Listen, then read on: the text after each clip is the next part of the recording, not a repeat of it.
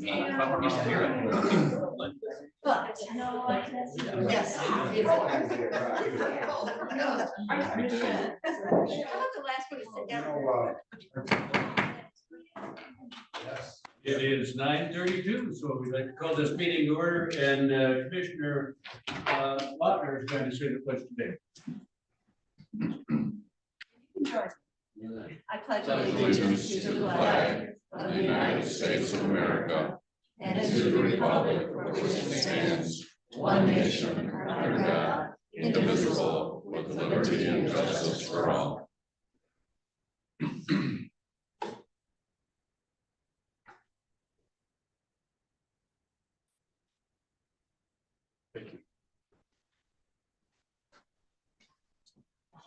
Okay, hard copy. Roll call, please. Commissioner O'Rourke, President. Commissioner Redstrom, President. Chairman Russell, Here. Commissioner Ross, here, Commissioner Elgayer, here, Commissioner Water, Present. all present. Thank you. We have a proposed agenda, and the administrator has suggested, requested that we take 8C off the agenda for today. I believe we're not ready to deal with that. Any additions or deletions? Commissioner Lautner? Just a quick question on 8B, would that be better served during budgetary times? No. Just telling you no. Okay, your reason? Your Okay. opinion? My opinion is well, it's all in my memo, but at that time, this was an outstanding, what I understood was an outstanding issue that needed to be dealt with, and I am dealing with it. And it's up to you. Now, when we get up here, we have this discussion up here. If you want to defer to a budget time, that's up to you. But all have been done with it. Well, I guess that's two things, and I know this isn't really a place for discussion, but we just did an adjustment on them. See, there's lots involved, so we just did an adjustment on them a year or so ago. If it's on the agenda, then we can talk about it. So Well, would you this is like my to, question. would you like Yeah, to make a motion to come up? Yeah, I would like to move it to budgetary time, and reason being is, I didn't see any cost analysis at all. Okay, let's see if there's a second. Okay, we will discuss it then, but, can we move it up? Or how long do you think the rest will take? How long do you think something will take? Because I don't wanna be until late afternoon when we get to I that. assume we're going to be out of here by lunchtime. Okay.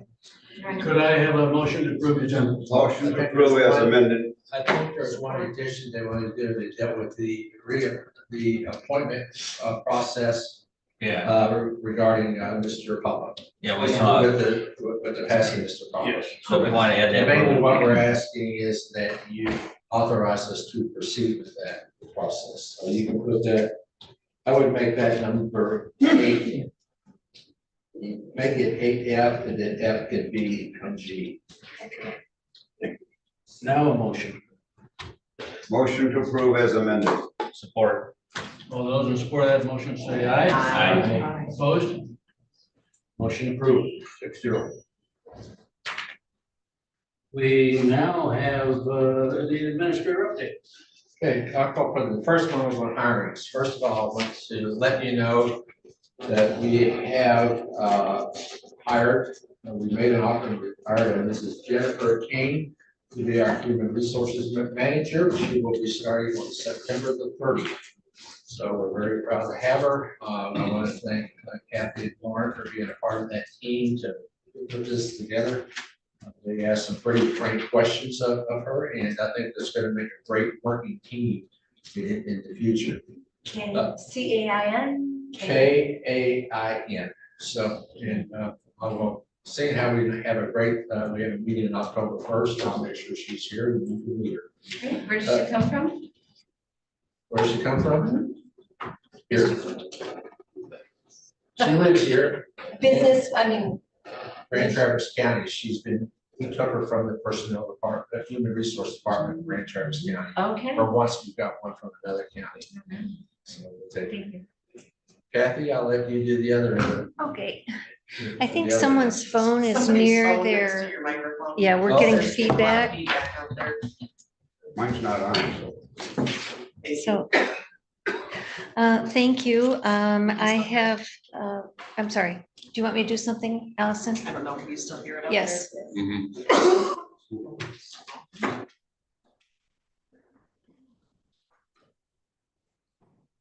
Oh, my Indiana. Right.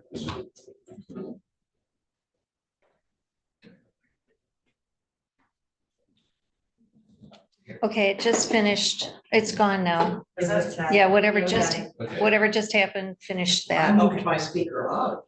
Well, I think it was over here, but that's okay. So as you know, I have been on the search for an account clerk, and I'm happy to announce that a Miss Jody Logan will be joining my office this coming Monday. She comes to us from the state of Ohio. She has been involved in county government in Ohio. And she also not only has account background with them, she also has elections background. Now, Ohio is a bit different, so I'm going to protect my new clerk from the county clerk's election because she comes with expertise and was spoken very highly of by her references from that county in Ohio. I also have, she lives here now. She and her husband relocated to Leelanau County. This was their vacation home for many years. And they decided to leave Ohio and come here permanently. Yeah. And then I, late last night, received word that Assistant Finance Director position has been accepted by my candidate. I am not at liberty to announce the name because it was quite late last night. So I'm going to wait for him to let me know if it's okay to let his name out, because I think he might be letting his employer know. And he would be relocating here from Grand Rapids. You have a full team then. I have a full team starting, Fantastic. his start date would be September 30th. So by October 1st, I should have a fully staffed team and we'll build you a department. Great work. Okay. Thank you.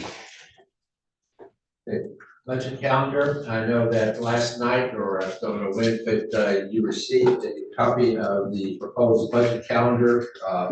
I'm asking you to take a look at this over the next week, because we will be presenting you with the 2025 budget next Tuesday evening. But you can see all the key dates we have in there. We've also put in here some proposed work session dates, so please check your calendars in the next week to see if all those will work. So I would appreciate that. Kathy, thank you for putting this together. So take it from there. Okay. That's it for now. Any questions for the administrator? Okay, we now are at public comment. We invite you to speak up for 3 minutes on any item that's on the agenda today. Would anybody like to be recognized to speak?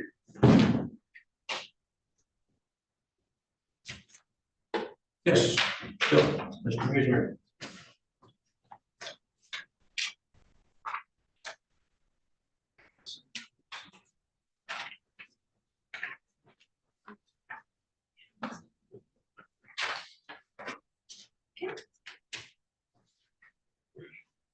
Which agenda item are you speaking to, Bill? The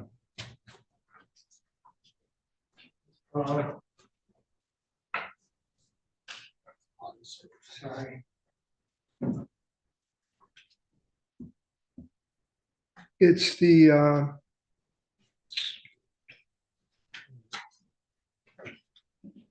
audit services, D, 8D. Thank you. Bill Wiesner, Elmwood Township. And this is just a great, I'm certainly no expert on this, but I think it's important auditing. And so I looked to see if I could find anything, and I found this article. It says building trust for effective financial reporting and auditing. In 3 minutes, I just have time pretty much to read the highlighted portions, so you need to ensure the transparency and reliability of financial practices. There's a link. I'll turn this in and you can read it online if you want at the county website. Trust is so important. It's a cornerstone of effective financial reporting and auditing. Without it, stakeholders may question the accuracy and reliability of financial statements, leading to a lack of confidence. If we don't have confidence in the county and what's going on, nothing's going to work well. In today's complex economic environment, establishing trust has never been more critical. Things are so complicated. We need to make sure everyone has trust in the system. We need to uphold the integrity. And the key components of trust, credibility and reliability of financial information. Transparency is vitally important. Organizations must provide clear, comprehensive, and accessible financial data. If they don't have the data to look at for everyone, it's not transparent. We don't know that it's accurate and complete information. We need robust internal audit functions and accountability.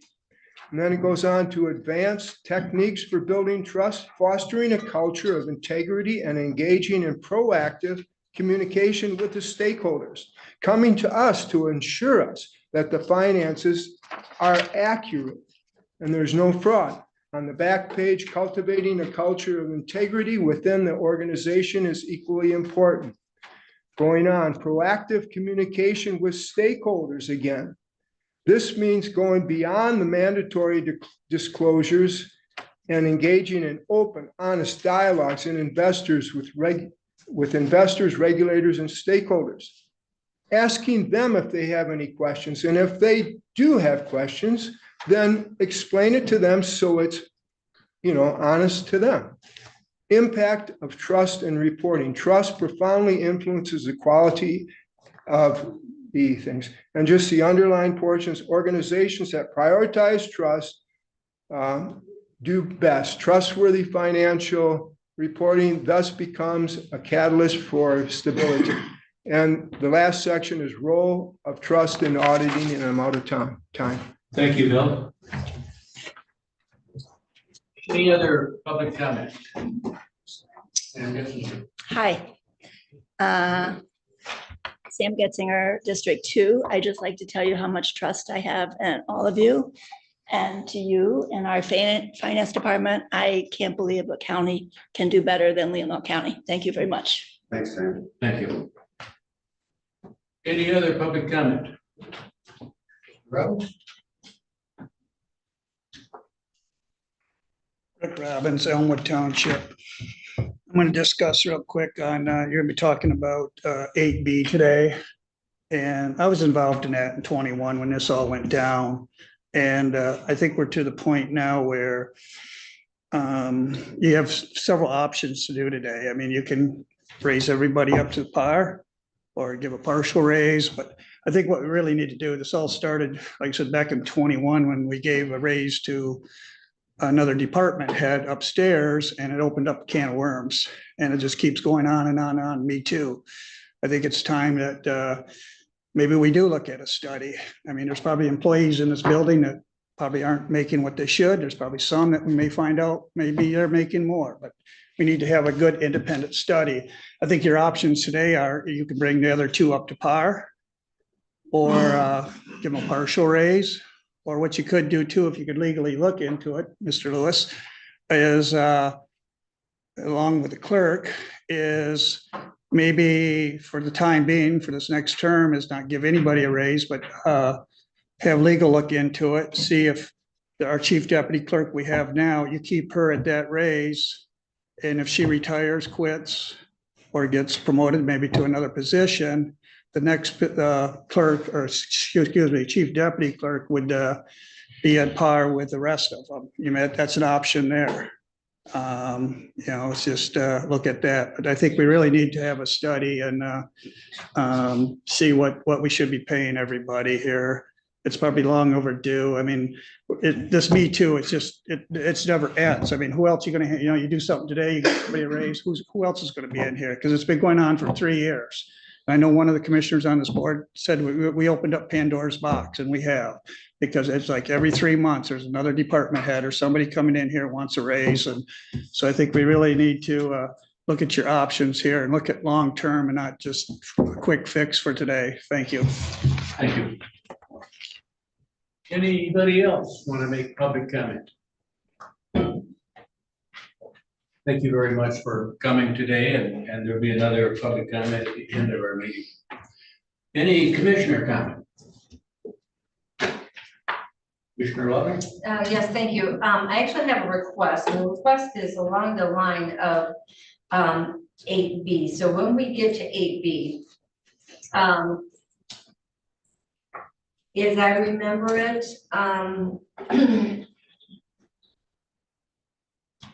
I believe we did. Can we get some details on, I thought that, yes, obviously, I objected to a raise upstairs, said it would create problems, it's created problems.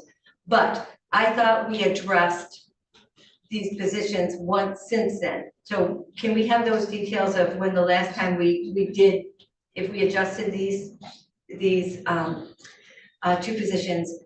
And then we should have some cost analysis on what that would be costing us in MERS and in Social Security and all those sort of things. We need all those kind of costs when we get to B. So can we have all of them?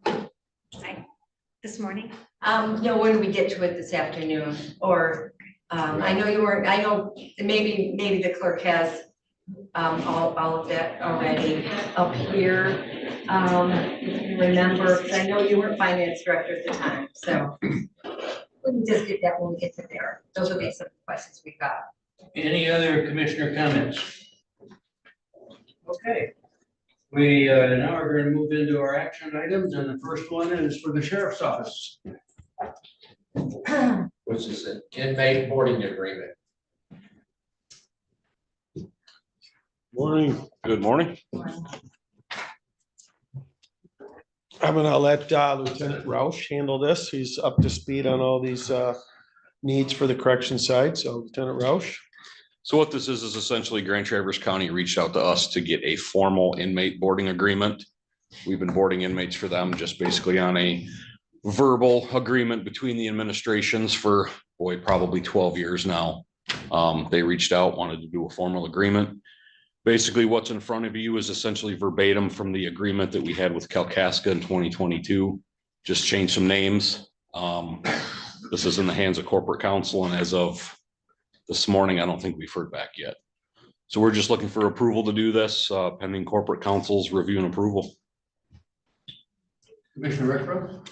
I move to recommend that the County Board of Commissioners allow Leelanau County Sheriff's Office to enter an inmate housing agreement with Grand Traverse County, the Board of Grand Traverse County Inmates. Further recommend to allow all parties involved to sign said agreement pending review by corporate counsel. Support. Any discussion? Is this a yearly thing or is it gonna be $35 a day for the next 20 years? No, it's a 25. Yeah, the current contract Is is that December the 25. average rate, 35? That's what the Grand Traverse band contract is and has been.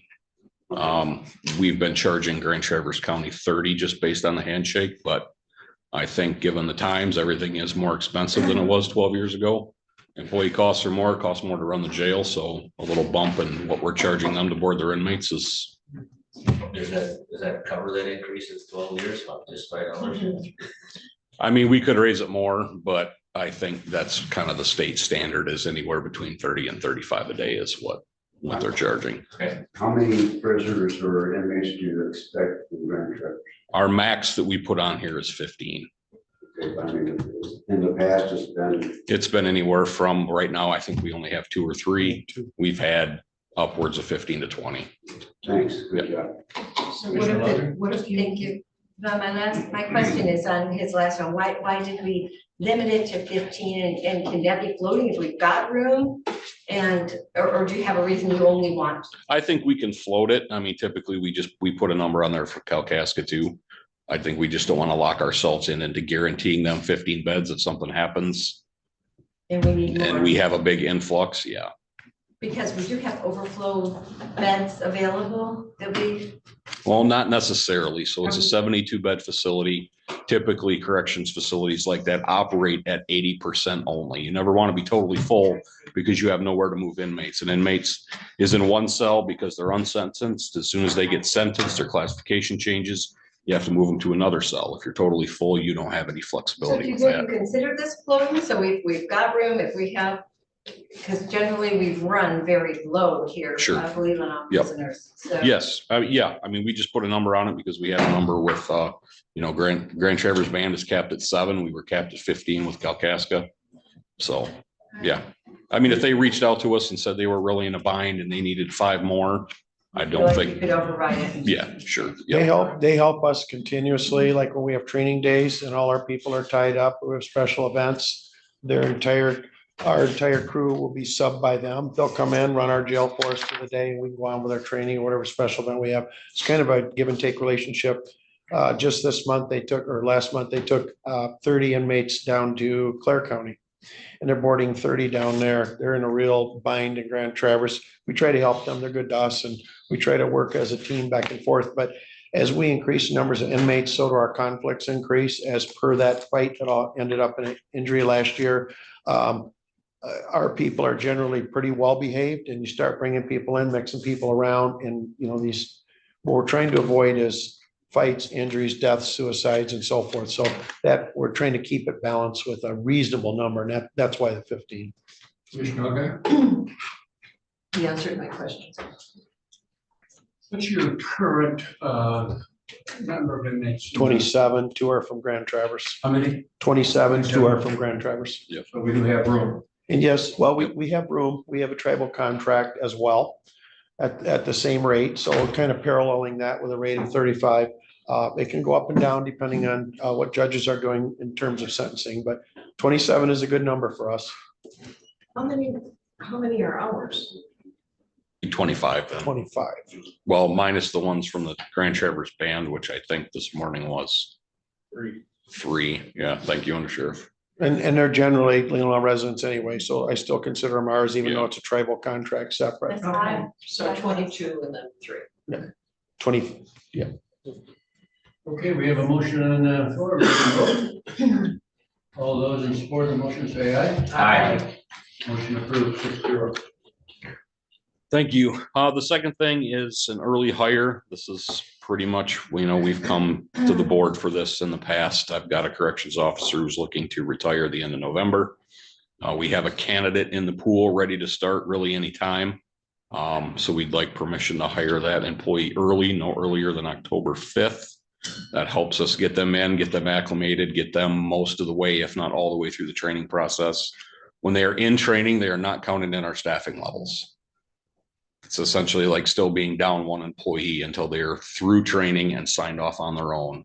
So this allows us to get them all the way, if not all the way through that process. So when one leaves, the other one can jump right in fully trained, and where it's like we're not even missing a person. Well, so that was my question so they haven't been a corrections officer? This particular candidate he's worked local.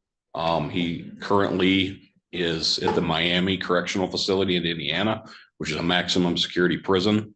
Prior to that, he was in Crawford County for a couple of years. So what is the training then, just to acclimate? 8 weeks. 8 For ours weeks. is 8 weeks. Yep. But for our jail? Right. Yep. Does it have to be 8 weeks? Yeah, at a minimum, yeah. I Minimum. mean, they come in, they know how to deal with inmates, but they don't know anything about our policies, procedures, our programs, how we pass medication, our classification. Classification's different from a prison than it is a county jail. Prisons, they're not dealing with the court system. They're not dealing with unsentenced and sentenced inmates. They pretty much have kind of a one size fits all. In prison, everybody's sentenced. Sure, So, sure. It just seems like 4 weeks would be. yeah, no, standard is 8. There's sheriff's offices out there who do 16-week training programs for their corrections officers. So Commissioner Elgar? Trusting that you know what you're doing and what you're recommending the county board of commissioners. Commissioners allow the sheriff's office to hire a new corrections officer no earlier than October 5th, 2024, to replace the position currently that will be caused by the expected retirement on November 29th, 2024. Support. Commissioner Ross. Yeah, I guess this just begs to ask, why don't we have a policy that states, when these positions become open, this is needed or required, I think you use that word. It seems to me that why do we have to approve this? Why should this be built into county policy? Sure. The succession, we all know, is constantly happening. Right. So I don't understand why each time it happens, we have to look at each one individually. I beg to ask if we can work on that.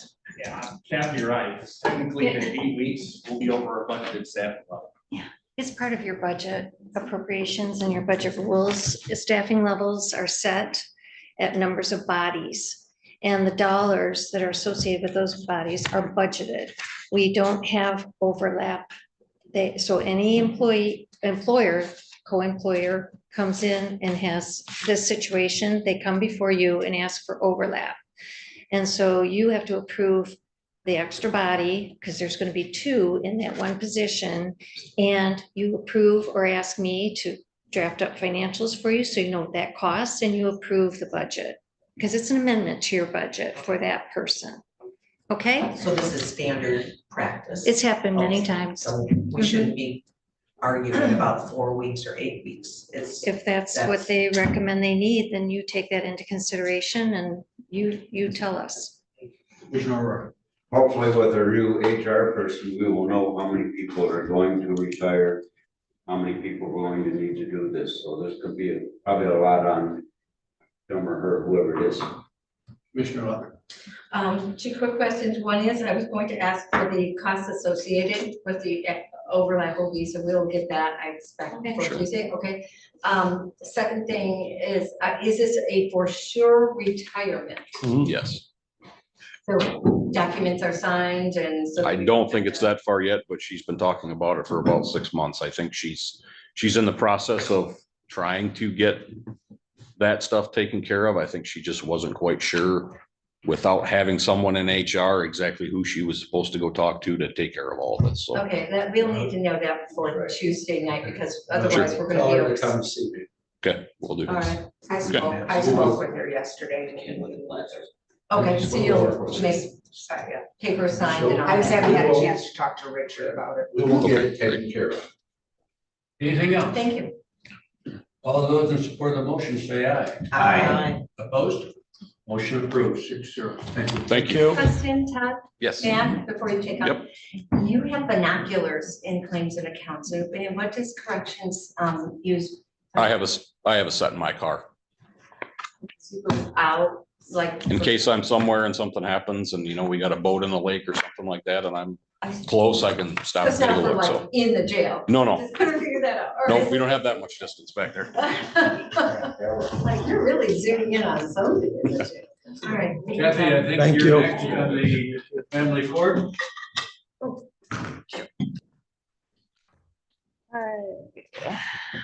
This is regarding childcare fund. Last summer, we did a budget amendment for the October 1st fiscal year for childcare fund, moving 50% of the salary and wages of Cam Clark and John Boonstra from the general fund to childcare fund for reimbursement from the state.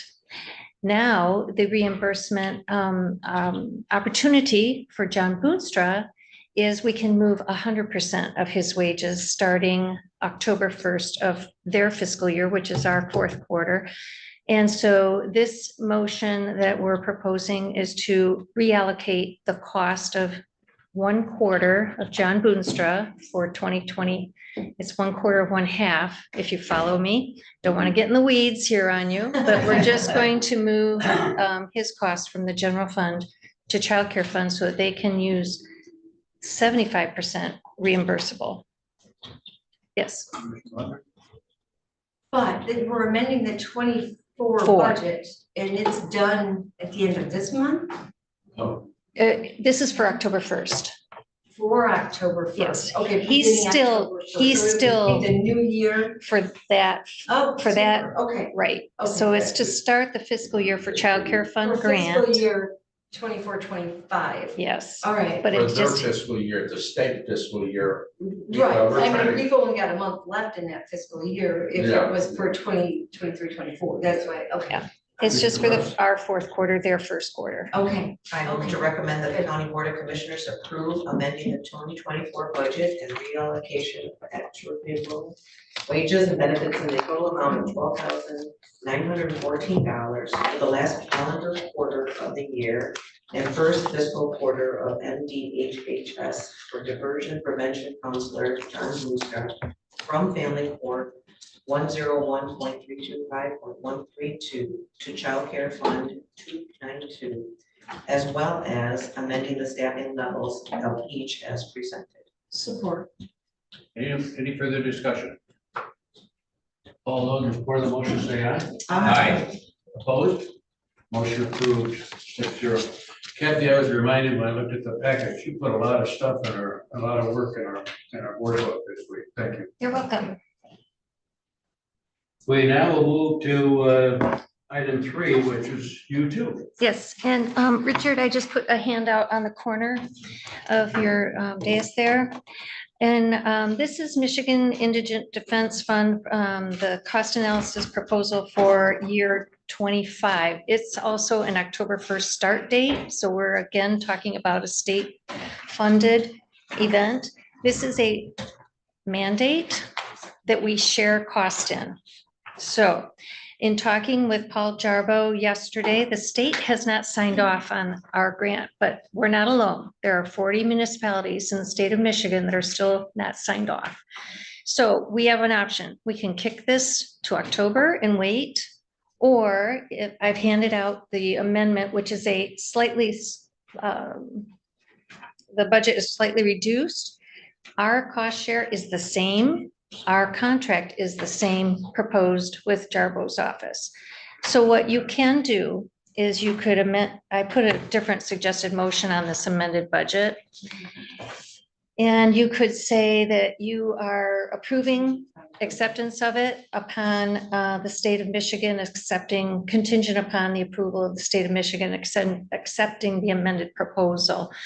And we could take care of this business today and then also move on the Jarbo renewal contract as well, contingent upon the state. It's up to you.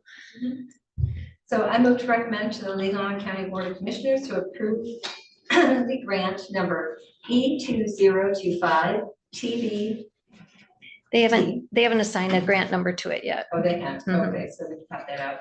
Between the state of Michigan and the Michigan Indigent Defense Council and Licensing and Regulatory Affairs, MIDC/LARA, and Leelanau County for the grant period of October 1, 2024 and September 30, 2025, with an authorized budget of $369,376.60. Funds that come from the reimbursable state grant contribution number.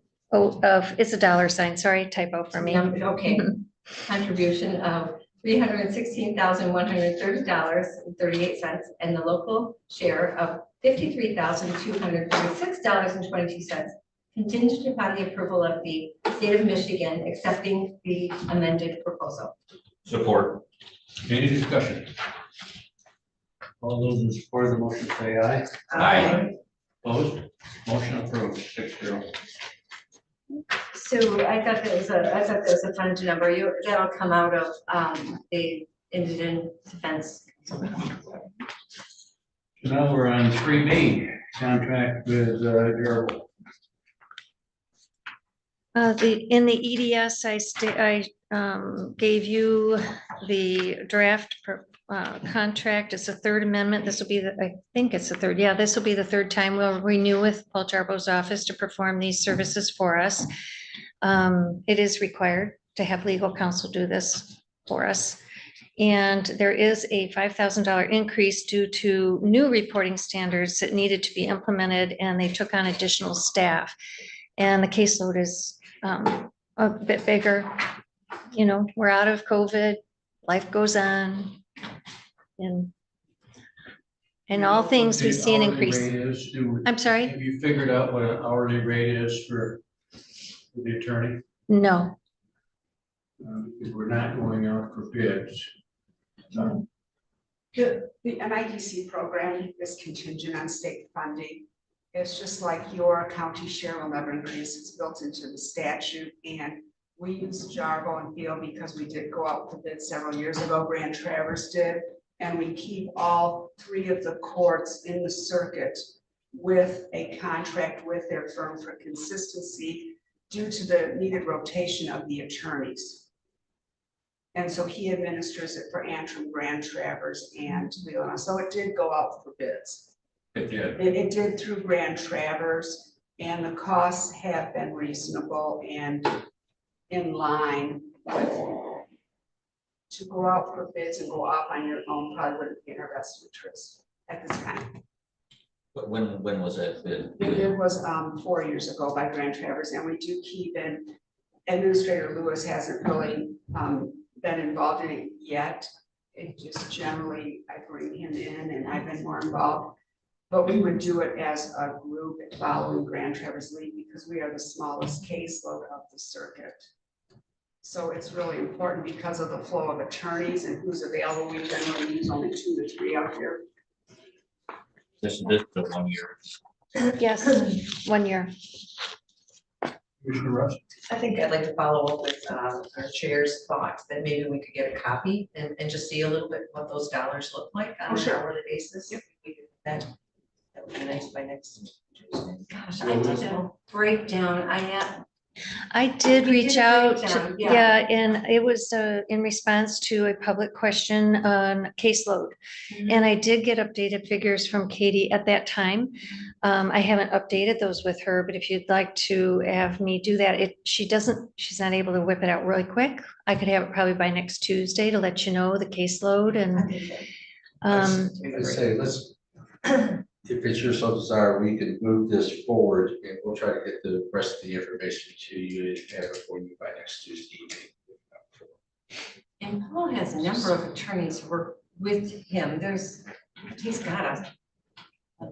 Yeah, I support moving it forward to get more information, but we work as a tri-county. This is a tri-county.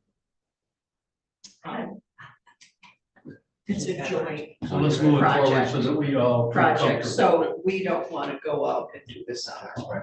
And Paul Jarbo offered to be available to us. We could have him zoom in next Tuesday or have him see if his schedule's free to come in. He offered to be here this morning as well. I thought I would give you your opportunity to let me know what you'd like. We have a motion to move it forward. So moved. Support. All those in support of that motion say aye. Aye. Opposed? Motion approved 6-0. Thank you. And now we've got a crosswalk. Yes, I put an EDS together for you to let you know about something that has been in our future and it's been okay that we haven't taken this project under and done this. It has been talked about for a couple of years. I think the clerk's office, Michelle Crocker especially, offered to help the county do this and she was not taken up on her generous offer. But we can't continue to push this down the road, especially if you are thinking new software, which we're investigating together, that it would be a lot to undertake new software and an account number change at the same time. So the recommendation that I'm bringing forward is that we undertake that now, start 25 with our new account number system so that in 26, which is the tentative rollout, if we are to go down the road for new financial software, we would start 26.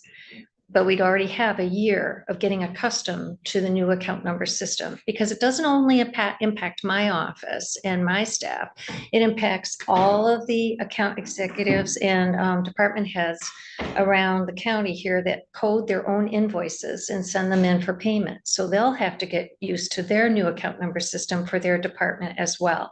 So we thought rather than biting the whole elephant at one time, we'll take this chunk now and get it underway for January 1st.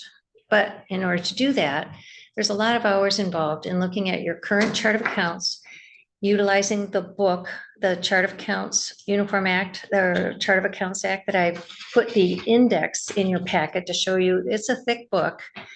And someone has to sit and say, okay, you've got this fund. This was the number then with every account underneath for anything from wages to office supplies to contractual. And in the new chart of accounts, what does that equate to? And we need the map for every account and every fund. So we know going to Harris, which is our current financial software, we tell them this account number now needs to be this.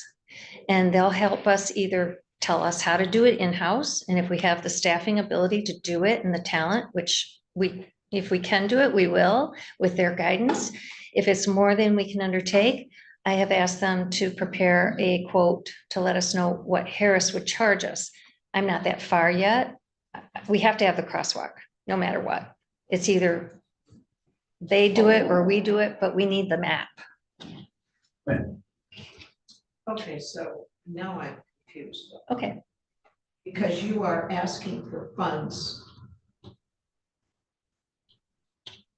I thought you were asking for funds to do that, but you just said. No, the map costs the money. Okay. Yeah, so we've reached out to a solutions arm of Raymond. This is separate from our auditors with Raymond. They do public business solutions. And I used Rachel Frisch, who we utilized for the Raymond report, and asked her, what would it take for us to have Raymond's assistance in giving us the crosswalk map? And they provided a quote. So I would move to recommend that the county board of commissioners waive its bid policies. Any problem with it? Yes, I will also sit up so people could actually hear me. Excuse me, everybody, I'm sorry. I move to recommend that the county board of commissioners waive its bid policy and enter into contract with Raymond Public Sector Solutions for development of a crosswalk chart of account plan with a goal to achieve implementation and compliance with Michigan Department of Treasury Uniform Chart of Accounts for fiscal year beginning January 1, 2025, in the amount of $30,000, funds to come from contingency. Support. Any discussion? I- Commissioner Ross and then Commissioner Wagner. So I'm still a little confused. So you said your staff or people in the building will be able to do a lot of it. So why is there a set fee of 30,000? They're developing the map. Then we take the map 30,000. and our chart of accounts and our funds, we have so many, and they need to make sure that they equate from the function and the department to function and department that the state is requiring the numbering system to be. So there's a lot of analysis that has to go on to get that done. They give us the chart and the map, and then we take it, and that's where we say, can we do this in-house? Can we go into our software and change those account numbers on our own? Or do we need assistance because it's so much work? So you're saying we might need more money to cover their assistance. Not Raymond, it would be Harris then. Because You're gonna do this one way or the other. Do it now, do it later. You're going to do it. Sooner or later, the state's gonna tell you, we've given you enough time to undertake this, and if you don't do it, you're gonna be penalized in some form, fashion, or whatever. You're gonna get caught up in it all. When she presented this to me, I thought, oh, why is it? But whether we use Harris or not is another whole decision. But until you have your map, just like any map, if you wanted to drive here to Detroit and you wanted all your different routes, you got a map. Now, once you know the direction, it's up to you to drive it. Now, we will either drive it in-house or we'll have someone else, we'll hire a driver to do it, to get it fixed. You can't, if we're gonna go to a different software, financial software, or we're gonna look at Harris, what can they do? So you have, the commission will have options of which software to use and how to use it. But you're going to have to get this chart of accounts corrected. It's all wrong. Period. I mean, there's no, the state says you shall. It's actually what they call obsolete. It's legally obsolete. So I don't, and obsolete. And the one conversation I did have with Harris that was very encouraging is the preservation of the historical data. Because if you take a number today, that's a 15-digit number, and we're going to someday be a 12-digit number, and it could be totally different. And the example I gave you is the accounting department. That's one department, all the fund or all the account numbers converted to another set. The new set in our world that we're in now, if you were to say to Michelle Crocker 191, you would say that belongs to elections. In the new chart of accounts, it does not. 191 is an accounting number.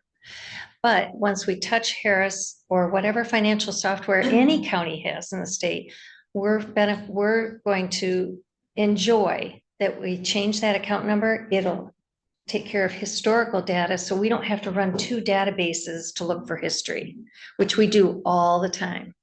We do look back all the time.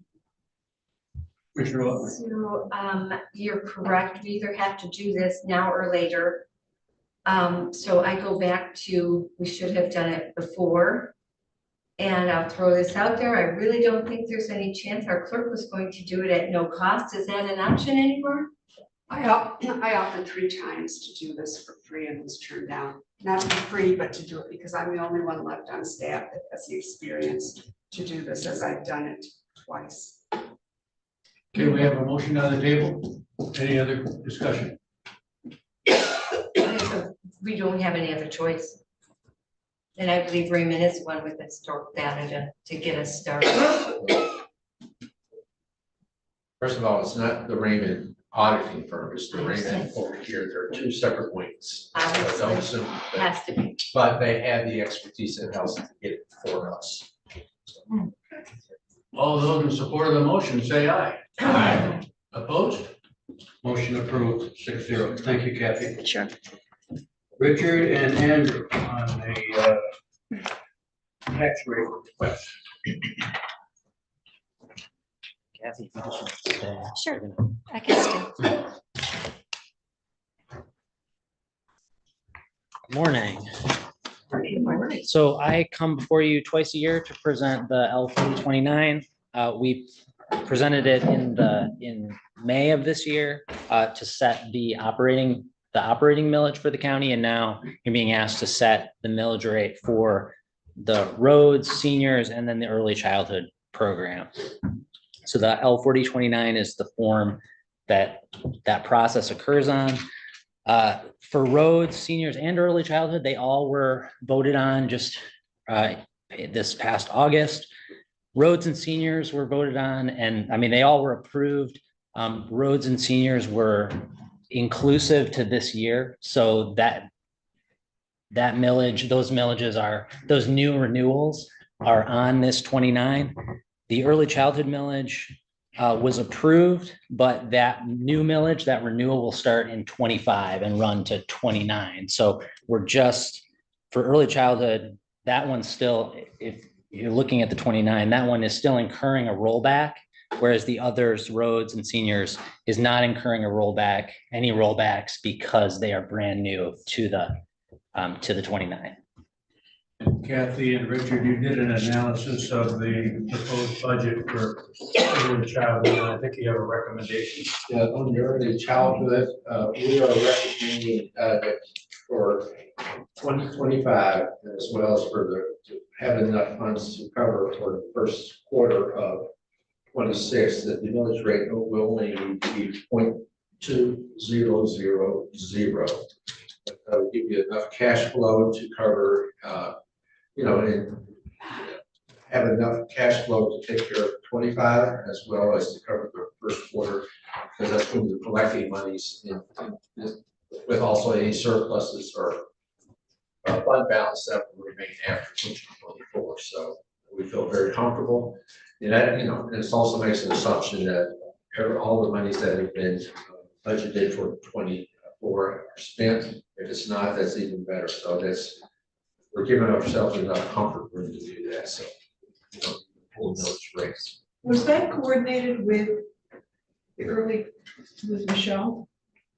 The early childhood program, Their budget. was that coordinated with them? She presented her budget. to That us. number, so Right. this is. But you have a contract already in place of how much they are going to receive next year, so that contract's already in place. This takes that into account. And in 25 next year, when the full thing is going to be, I believe you're going to be looking at a new contract, am I correct? I think the current contract ends at the end of 25, so sometime next year you'll be looking. And that's also when the new millage or the renewal millage kicks in, so there'll be a different scenario at that time. So. Commissioner Retro. So do you need a motion to amend the rate because that's not the rate presented on this form? Oh, we need to, yeah. We need to fill in the rates and Fill in the rate. what is being recommended. Tell us what is the recommended rate for the road? It's going to be. For roads, I believe we're recommending the maximum allowable, which is 0.5. And then also for seniors, the maximum allowable, which is 0.32. 0.32. And then the other one would be 0.2000. So. In the county one. So Got it. That's on the summer. Go Right, so ahead, that Andrew. one is set. So the summer levy has been set. You set it at 3.3083 back in May, and that's already been billed, so we can't play with that. These are the three villages that show up on your winter tax bill. Correct. I know you haven't made a motion yet, but I just want to make sure I'm following this. I'm having this hard time hearing. On the road for column 11, what the administrator and finance director are suggesting as possibilities is column 11 would be 0.5. Right. For senior services, it would be 0.3200. And for early childhood, it would be 0.2000. Correct. Is that correct? Commissioner Rush. I would like to move that the County Board of Commissioners approve those millage rates and place those in column 11 as the millage rates requested to be levied on the December 1st and return the L4029 to the equalization director. Support. Any discussion? Commissioner Luther. Mr. President, how much does 1 mil bring in? So it's 1/1000. So it depends on the total taxable value. You don't have that total. tax, Well, so- like what 1 mil will bring in countywide. I'd have to do the math. I mean, Could you get that to us? Or you can do it? What's our taxable value now? Taxable value right now is, as I understand, is 3.945,944,457. So it's the math here pretty quick. 3.945 billion. so 1 mil is gonna bring in 3.9 million if it's a single mil. If that's all you're levying, a single mil is 3.9 million. Okay, we have a motion. Any further discussion? All those in support of that motion say aye. Aye. Opposed? Motion approved 6-0. Thank you, Andrew. Thank you, Thank you. Kathy.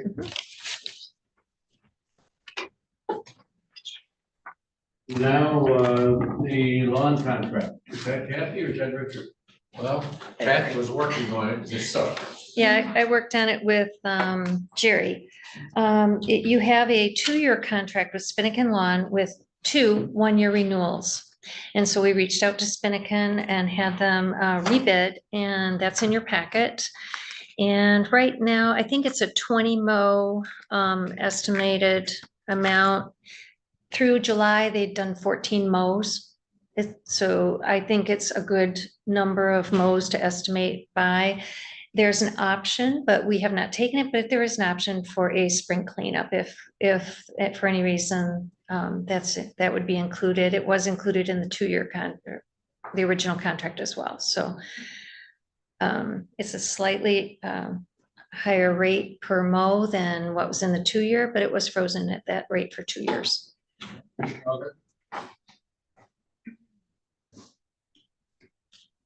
We are recommending that you do renew it. They, from what I understand, they've done us quite a great service. And anytime we find something that needs to be corrected, they correct. And so I think it's been a good working relationship. So one for one more years. So I'm willing to make a motion, but so we've never been in my family long Never been what? focused real, I pulled back the name I was gonna. Focused on the perfect lawn. Dethatching, have we ever paid for dethatching? We have not. Okay, so I move to recommend to the Board of Commissioners that the board policy on bid requirements be waived and approve a 1-year extension on the contract with Spinnaken Lawn and Irrigation for county campus lawn mowing at $520 per mow. And determine in the spring whether we choose to have a spring cleanup. Period. At $84 per hour. At $84 per hour. Second to that motion? I don't believe it. Okay. I'm not. Commissioner Laundrie? Yes, I have a question. So, well, we, basically, these lawns are not real old lawns, right? They were established, really got established probably in 2010. So it may be time for dethatching. What did they recommend and what did our maintenance recommend? Do Jerry and Dwayne think it's time for us to do dethatching? Is that why this came up? It was in the original contract, I believe. Let's see. Quote for 1-year extension. Also noted the original contract has an option at the county's request that the contractor shall provide a one-time season dethatching, it wasn't spring cleanup. The original contract quoted a rate of $2,250, which we've not done. It's just an option. And the proposed quote for 25 is a reduced rate of $1,500 should the county request to have a dethatching. It's totally up to. All this is that we leave these in, now that I've understood, thank you. Now that I'm saying this, we're leaving these in the current contract, prices have been reduced, it's up to us, up to the county at the time, whether we need to utilize it or not utilize it. So that's what we're doing. The service will not be performed automatically. Right, and it's an option. Do we want to throw this option in? Is it time? Who is recommending? It was in the original contract. I understand, Okay. but are they recommending, they're the ones, and our lawns are beautiful, so I highly recommend we renew with them. I have absolutely no complaints about the service. But are they recommending it's time? Have they looked at our lawns? Is it just something they do every so often and they're recommending it? Do Jerry and Dwayne think it's time? I can ask How them are and we they- can email you back. Okay, so we can always change the motion Tuesday night. So I move to recommend to the Board of Commissioners that the board policy and big requirements be waived and approve a 1-year extension on the contract with Spinnaken Lawn and Irrigation for county campus lawn mowing at $520 per mow, adding an additional spring cleaning up at $84 an hour and updating the optional dethatching rate to $1,500. Support. So we will have a recommendation by Tuesday night, whether we want to change that motion. Commissioner Rush? I'm just asking again why we're waiving our bid requirement on this, because what's our policy? Well, you have a contract with them that is a 2-year contract with 2 1-year renewals in the contract. I'm just telling you what you have now. So this is to renew with them. If you want to go a different route. So this is part of an existing, that's what she said. Yes, we already have it for 2 years. And the RFP that went out at that time did request a 2-year commitment with extensions. Your RFP was written that way. Any other discussion? Commissioner Rexroad? On that subject, I mean, if we have a 2-year contract and quotes in the contract for the 1-year extensions, Mhm. they're asking for an additional $30 above what they quoted for their 1-year extension per mow. That's where I'm confused. There was no quote for the extensions. It's just the extensions are in there and that we would have to renew and get their updated rates. It doesn't have a rate in the contract for renewals. I can get you the Okay, contract. I mean, it seems like then actually we don't have a contract, that we just have an option to be nice with each other again, and that really doesn't constitute a contract if there isn't a price attached to it, so. I mean, I'm not arguing with the situation, but that really, we have no commitment to them right now at all, because they've made no commitment to us. Yeah. And I'm not, yeah. You are correct. You are, at this point, you're considering exercising your right to renew for one extra year. Not, you don't have to renew for the second year, but it's you built into this. If you're doing great work, instead of going through the process of having to go out for bids and go through all this again and teach people new stuff and let them learn, that's all fine. But you, as a county, through your contract and through your bid document, left yourself the option open to say, let's renew for 1-year periods. That's all you can do. Right. When you get to the second year, if that's what you want to do, you're gonna have to go out for bids, because you have exercised, both of you have exercised all your rights. Just now, when you're optioning it for the first 2 years, they were locked. And you're doing this and say, instead of going out, what's the change that we need to make? Well, one thing they've reduced, well, if we've been out here looking around, and if we have to detach, instead of spending $2,500, we could probably get away with 15 if you want to do that. And they're saying, of course, time takes time. They're saying, here's what's gonna cost us each time we come in here to do a mow. At $30, it's probably reasonable. I mean, I'm sure your work hasn't stayed the same for the last, it doesn't, so none of it does, so. No, I guess my. You're exercising your option to extend it 1 year. My point would be is that usually if we have to negotiate something with a 1-year extension, there's a number attached to that extension.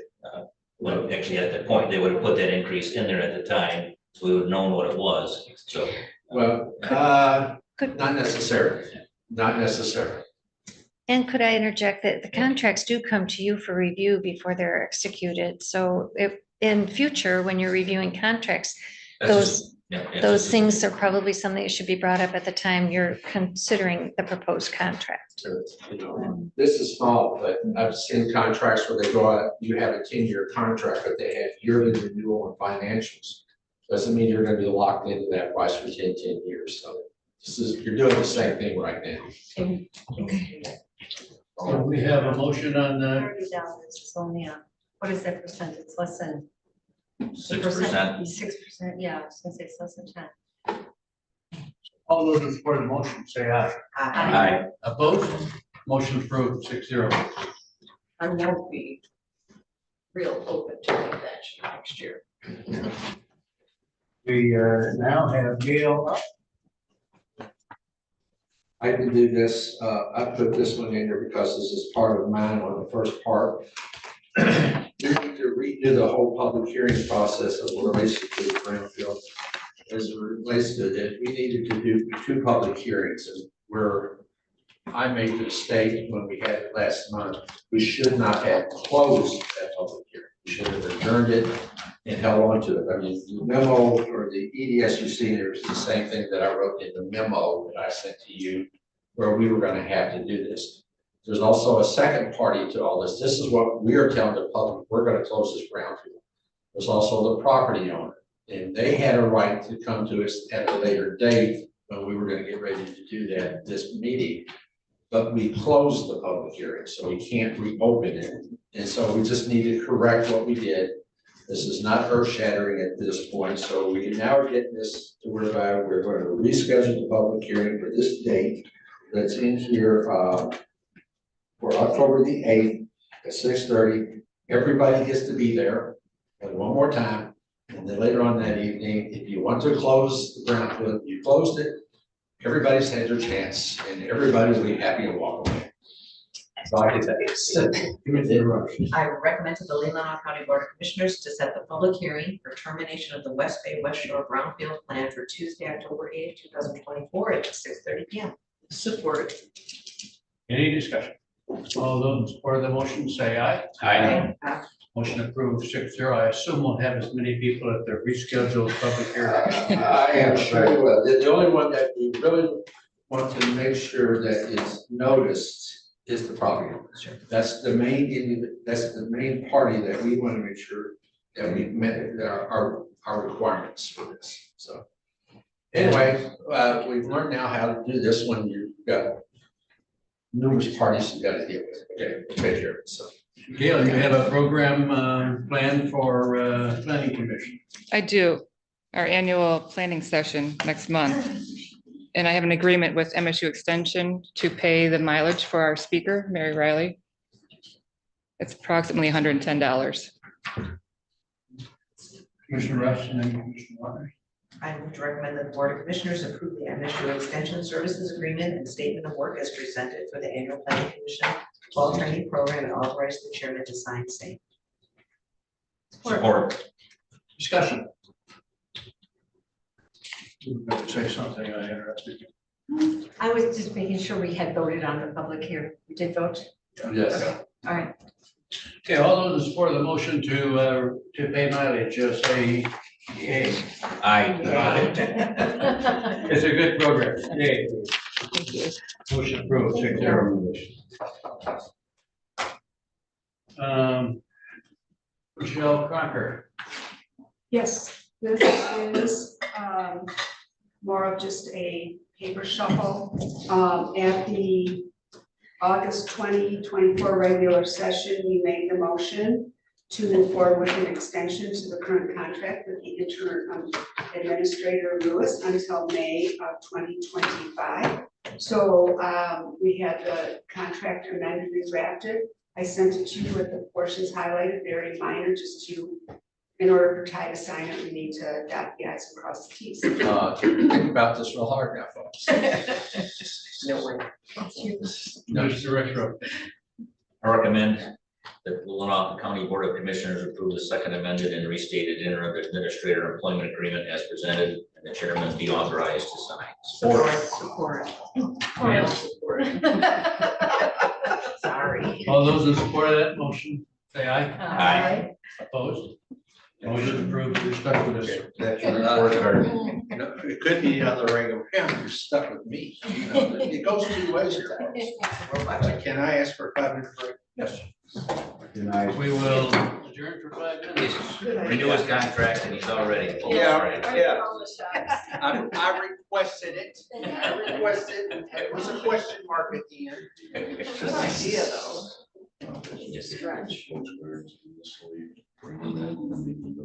You know, impossible to No. Eric, I was going to bring you.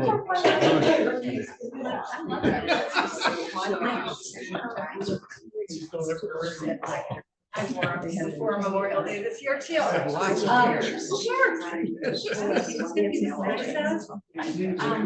have a month of this. I'm okay.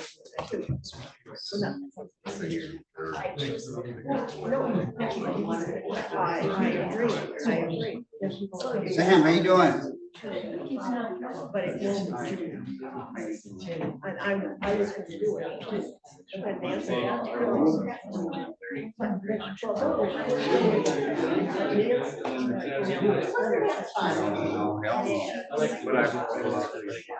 Oh.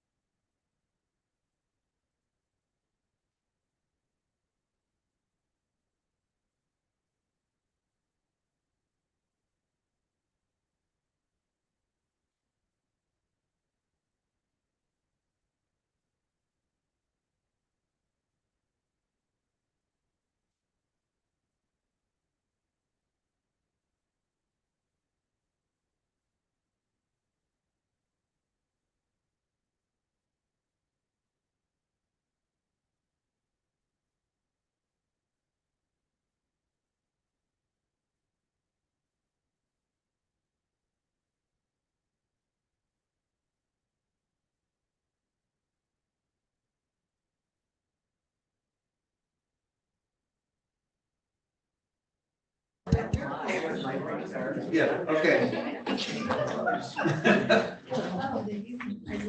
Okay, we'll reconvene our meeting. Thank you for allowing us to have a break. We are now down to the 8A grant house. Okay, I'm gonna turn this over to our finance director, but it's noted in the EDS. This is something, the item as it relates to the updating of our grants management policy. As both was a finding in this year's audit, and I think it might have been in previous year's audit, but it's also a part of the trying to say, empower your purpose document that was provided to the county, I think it was earlier this year. But it was also probably the largest section of that recommendation of changes that we needed to undertake. So with that, I'll turn it over to Kathy and take it from there. Sure. And it is part of the corrective action plan that we submitted to the state of Michigan in response to a finding in our audit, so we can strive to do better. And this document was compiled by our legal counsel, utilizing the documents that Richard referenced, our old, or the policy that we're updating, as well as the excerpts from the Raymond report, Empower Your Purpose. And then a bit of input from Richard and myself regarding what we perceived, what your expectation is as to how grants are placed before you, the ultimate decision-making body. Commissioner, I move to recommend that the Leelanau County Board of Commissioners approve the update to grant policy number 8.03 as presented. Support. Any discussion? All those in support of the motion say aye. Aye. Opposed? Motion approved, 6-0. Richard, we're now down to 8B. Right, this deals, this is discussion as it relates to the adjustments of salaries for both the chief deputy of register of deeds as well as chief deputy of treasurer's chief deputy. In your EDS, as mentioned in the memo that I had provided to you, that we discussed about the 6 months that what you were expecting from me for the additional 6 months of extension. One of the items that I brought up under staffing dealt with the to organize with the county treasurer and register of deeds, chief deputy treasurer, chief deputy register compensation with the chair and vice chair. I think it was you, Ms. Lautner, Mr. Lautner, that said, no, that's something that you need to do and bring us back a recommendation. So that is what I have done. This is what you requested. So I did meet with both of those elected officials to talk about this. And the only rationale that I can find is trying to look at these two positions in comparison to the positions that we have in under our other contracts of other deputies. And that deals with the assistant finance director, and then you can look at the assistant director of 911.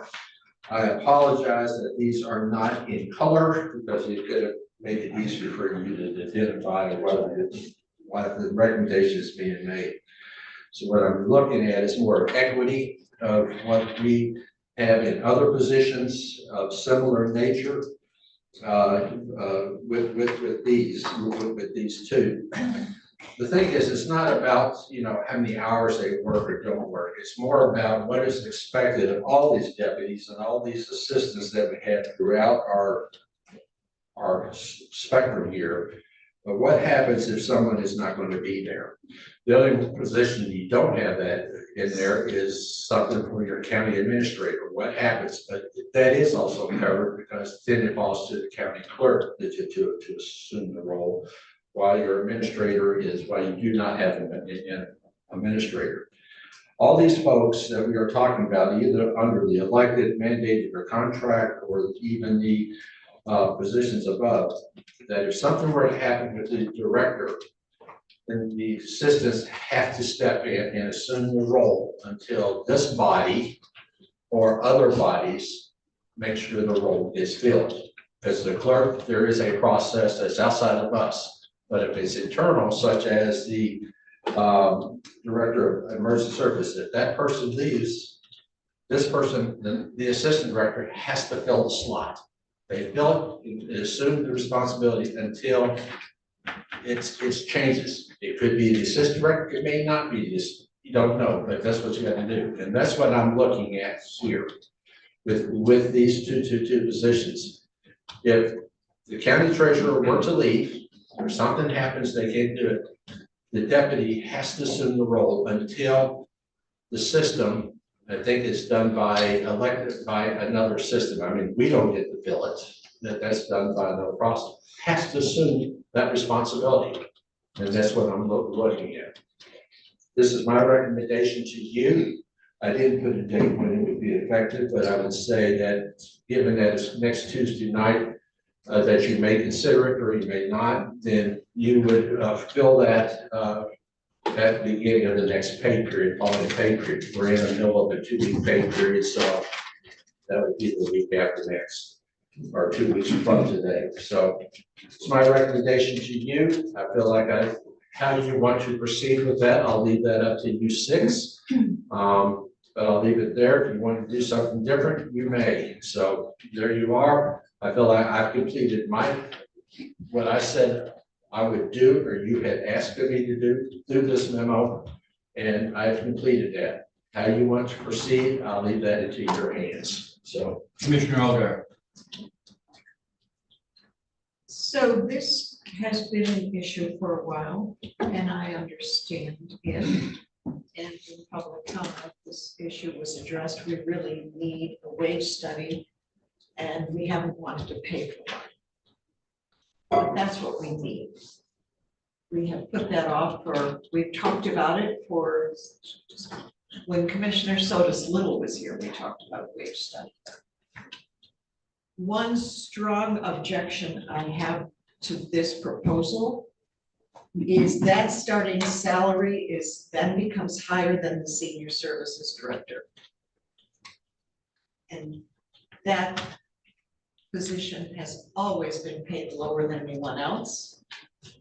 And I think that is just dead wrong. So we would have to do some equity there. I understand in time, the senior services director does make more. The starting salary would have to be adjusted. So if we adjust these two salaries, I think we also have to adjust the senior services director starting salary. Commissioner Lautner.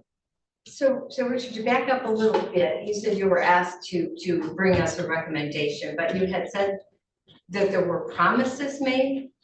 all I know is that somewhere or another, when the deputy clerk was done, from what I understand, that these two positions would be discussed sometime in 2024.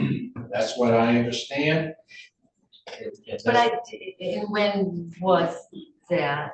Was I don't it, know, I'm and gonna why have to ask, wouldn't that have I'm been gonna have assumed the to be? chair, the vice chair to speak to that, because that's how I've understood it. And I've seen it in some When did records. that come up? I'd be happy to speak to my recollection. I don't know if it was May or June of 2022. But the county administrator at that time, Chet, brought recommendations for all three chief deputies. At that time, he was proposing everybody at the same level. Because the current chief deputy had overtime wages in excess of that amount. We had a legal opinion in that at that time, and I looked it up before this meeting, that said we could not adjust it to our predetermined level during the current term of the chief deputy clerk. And if we wanted to make adjustments anyway, we had to do it before the end of this year for the next term. So we talked in this meeting, it was May or June. Okay. We said we can't do what the administrator recommended at this time. We'd relook at it in the year 2024. And that's why it's on the agenda today. Okay, but what I was told is that the chair and vice chair had made promises to them. Well, our vice chair wasn't even on the board in 2022. So the question is, when then was this around? All I know is that when I started, this was a topic that needed to be dealt with, and that's what I'm going with. Okay. And I think your two Okay, officials, you appoint as your leadership, the chair and the vice chair, and that's what and that's how I've been and I don't trusted. object to looking at this. I'm just thinking that it should be done during budget time. We're out of cycle. We're going into our budget time, so I just don't know why we wouldn't be looking at this at budget time. That's my request. Secondly, I know, has it been since 2022 that we raised those two positions? Because our treasurer requested a dollar amount and we took that recommendation and raised those up. Is that correct? That is my recollection in 22. In 22, we did raise them.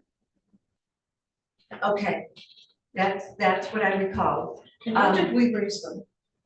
How much? What was that? Does anyone remember? I would have to come and prepare that for you.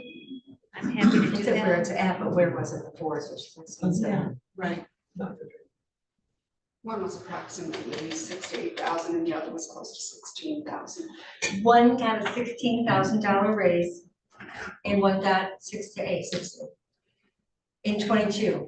And we're looking at getting another $7,000 raise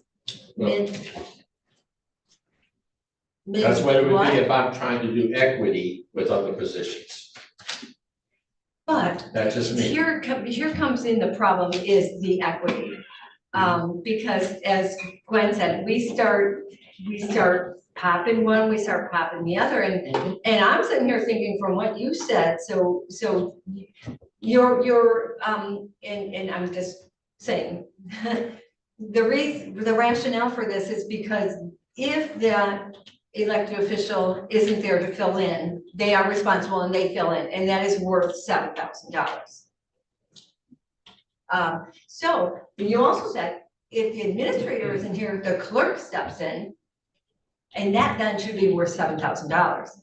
And our clerk is wholly underpaid. That's decisions y'all, those are decisions. I understand, but I'm just placing rationale to rationale. I agree with you. So if that's the case and our clerk fills in the event that we don't have an administrator, then we need to be looking at that as well. We need to look at salaries. I'm looking rationale. I'm not arguing with you. And I'm not arguing either. I'm trying to put all the cards on the table. Because there are some that are, I think, over, but, Commissioner I would like to say that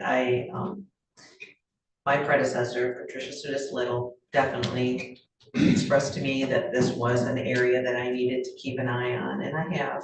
And I believe that when talking to employees throughout this building, everybody has a concern, and I think now is the time that we do a real study. And I know we don't want to spend the money and there are flaws, but I think if we would all really work together and try to come up with the parameters and really spell out what we're looking for and how the process is gonna work and be in agreement, I think we should go forward with this. But I don't want to go forward with it if people are gonna say it was flawed, like we did another survey from this body. So I would like to have a conversation about how we go forward in getting a wage study done, so that we do not have to handle this the way we've been handling it in the last couple of years. Well, Mr. Lewis' job is to look at equity. And I think he did. And until we do have a wage study, which I've been a part of several wage studies, they never worked. Just my personal opinion. They're a nightmare. It really is. And the time you fill out and the 50-page, but I'm for going forward with this right now. Mr. Lewis is an independent person. He looks at what is equity. Commissioner Richard? There seems to be a fair amount of questions on information and and stuff and costs, and so I'm not sure that maybe getting that requested information before the next meeting isn't a good idea, and kicking this to the regular session as an action item, then after we receive the information that has been requested. I mean, it's not, there's not been unreasonable requests. This isn't fully burdened information. We don't know the full financial impacts of what we're looking at. I'm not opposed to the general, but in fairness to people who have asked legitimate questions about numbers, I don't think it's unfair to get some of the information requested and have it for our next meeting and make a more informed decision. Are you making a motion to move it forward then? Yeah, Oh, I agree. We can get you the cost analysis. That's. Well, we definitely need it. So yeah, And I had that- I guess I would make that motion to move it forward to the regular session meeting and ask that the requested information be presented to us prior to that meeting for review, prior to the meeting. Second to that. Support. Any further discussion? I don't even think we're gonna be ready next week. There are too many inequities here. Well, we may There not was be. there was a comment about, you're right, the clerk and the treasurer, their salaries haven't been raised in years. And that's wrong. I will never vote for something that the starting salary for a deputy is more than our senior services director. You just won't have my agreement. We really need to look at salaries. But the senior service director does top out at 76. I know, but the starting salary is starting lower than the chief deputy. Senior. That's at 68. And we're proposing 69 for a chief Well, deputy. yes. Commissioner Redstrom? And just to speak to my motion, I think, and to Commissioner Alvarez's comments, I mean, I think that the idea of a wage study is a whole other thing that needs to be taken up separately, but if we obviously, there's some disagreement on support how that'll happen and what will happen, and it's not a fast process, and then it'd have to be agreement on it. The results of that could be 18 months out from right now. So I'm not even opposed to the process, but in the meantime, we got problems that will exist for 18 months to 2 years. So I'm gonna go back and ask for support on my motion, move it back, get the information and see if we can come to an agreement and act on it on the next meeting, or and provide a path forward maybe on the rest of it. But I don't disagree with the idea of a wage study. I mean, I have my own concerns, but it's just, that's a long time out before we ever get anything done there, before we take action, so. And I like getting more information, and I would ask that we also include the administrator Janek's original recommendation and the legal opinion that came with that. And then the minutes of that meeting where we had that discussion about why we had to do what we ended up doing, and we're going to revisit it. Yeah, just to clarify, I think that Commissioner Lawton is right, the vice chairman involved in that really is not this vice chairman, so I'm. And that's why I didn't use names. Thank you, appreciate that. I don't have any information to give, because I was not that person, so. Since we're going forward to this, is it too late to look at senior services and equity? Let's see if the administrator wants to do that by next Tuesday. I would think you would. No, I think we have. I have too many other things. That's apples to. I've got other things on my oranges. plate. If you want to deal with that one, I'm dealing with what I said I was going to do. So what I thought I heard needed to be completed in 6 months. Anything else is going to have to go through budget. Okay. Anything else will have to go through budget. I'm not, and I agree with you. I've been through enough wage studies to know there's winners and there's losers. Yep. People will think, well, that I didn't get, they didn't see what I did, or they did. I've watched Grand Traverse County go through it. The city's gone through it. It comes out that way. So, okay. And I think on your elected officials, there may be some things that you need to talk about. But you're gonna have to talk to all of them as a group. I don't have that authority to do that. I don't feel like that's within my scope as your interim. That's gonna take a higher level, but I'll leave that up to you to do that as you go through budgets, so. I'd like to just suggest a simple thing. If we were to adjust those two, just adjust the starting salary for senior services to the same. That's a quick, simple fix, and then we could examine. Well, and More things and once later. again, these are starting positions that we're doing the whole wage scale. We're not doing, I mean, there's the cap, yeah, you know what's in. If there's not a big difference, that would just make it. Let's vote on the motion. All those in support of the motion say aye. Aye. Opposed? I'm not opposed, that was a late. aye. Motion approved, 6-0. Sorry, guys, did you get all the stuff on the 2022 or whatever that was, getting it back in the cost of the house? I got it. Okay, good.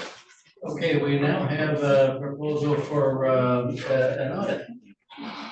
Okay. That's last month when we went through the start, the whole audit discussion, you know, you directed that we should go out and get a request for proposals.